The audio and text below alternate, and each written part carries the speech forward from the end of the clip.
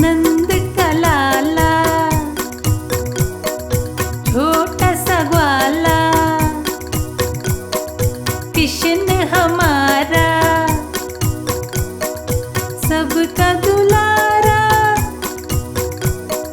मटकी ये फोड़ता माखन चुराता, गोपियों को ये रोज सताता। यशोदा का दुलारा आंखों का तारा, जंगलों में घूमता गायों को चराता। मीठी मीठी बांसुरी राधा को सुनाता। नंद का लाला छोटा सा ग्वाला, कृष्ण हमारा सबका दुलारा।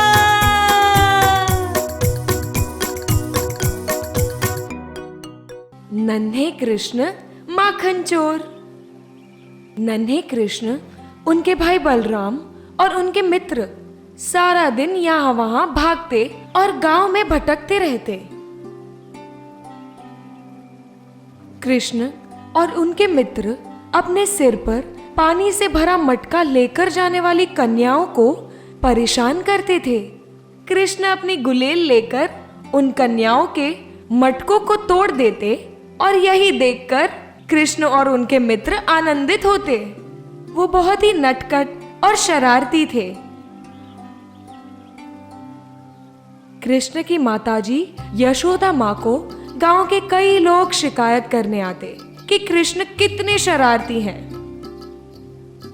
यशोदा और कृष्ण के पिताजी नंद उनको सजा भी देते।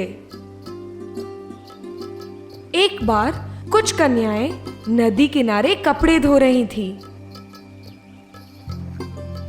कृष्ण और उनके मित्र को शरारत सूझी। कृष्ण उनमें से एक कन्या के पीछे दबे पांव गए। उनके मित्र छुपकर सब कुछ देख रहे थे। उन्होंने उसे धक्का दे दिया और वो तुरंत अपने मित्रों के पास आकर हंसने लगे। वो उन कन्याओं को चिढ़ाने लगे। सारी कन्याएं क्रोधित हुई और कृष्ण और उनके मित्र के पीछे दौड़ने लगी और सब वहां से बच निकले। कृष्ण, बलराम और उनके मित्र अपनी गायों को चराने के लिए खेतों में ले जाते। उन्हें वहां बहुत आनंद आता। वो तितलियां, खरगोश और गिलहरियों के पीछे दौड़ते। गांव की स्त्रियां बहुत बार मक्खन बनाती।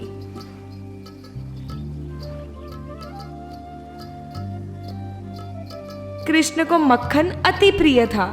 स्त्रियों के घर जाकर कृष्ण, बलराम और उनके मित्र मक्खन चुरा कर खाते।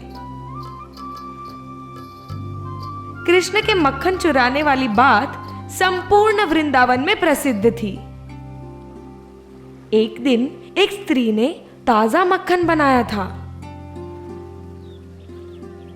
हर रोज की तरह कृष्ण, बलराम और उनके मित्र वहां पहुंचे। उन्होंने मक्खन चुराने का निर्णय लिया। सभी दूर से उस स्त्री को मक्खन बनाते देख रहे थे। वो उस प्रतीक्षा में थे कि कब मक्खन बन जाए और कब वो खा सके। मक्खन तैयार हो जाने के बाद उस स्त्री ने उसे अपने आंगन के एक झाड़ पर लटका दिया, क्योंकि उन्हें पता था कि कृष्ण उस मक्खन को चुराने आ सकते हैं। उन्हें उस मक्खन को सुरक्षित रखना था।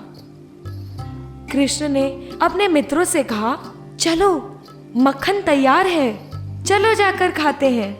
एक मित्र ने कहा, मैं नहीं आ रहा। उस स्त्री ने हमें पकड़ लिया तो वो तो जाकर हमारी माताओं को शिकायत कर देंगी।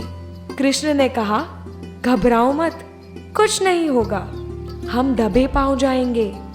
पर मित्र ना माने और वहीं खड़े रहकर देखने का निर्णय लिया। कृष्ण ने अकेले जाने का साहस किया।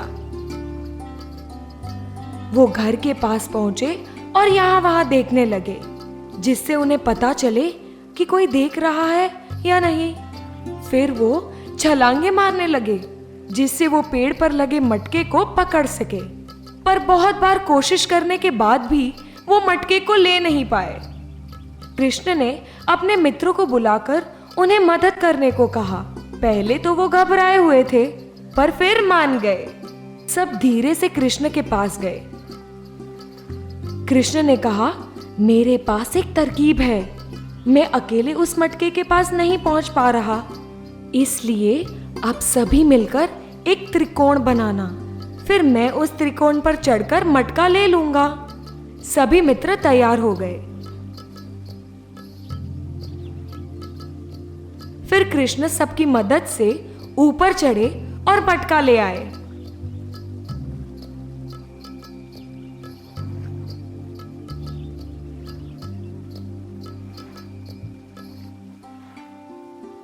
कृष्ण, बलराम और उनके मित्र ने मजे से मक्खन खाया।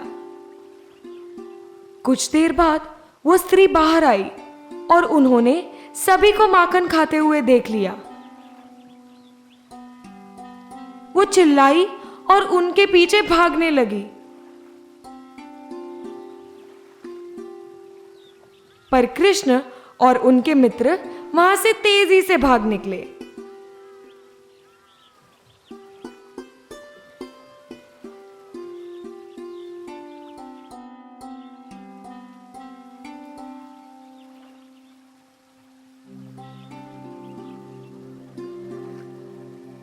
कृष्ण, बलराम और उनके मित्र गांव में मजा करते थे।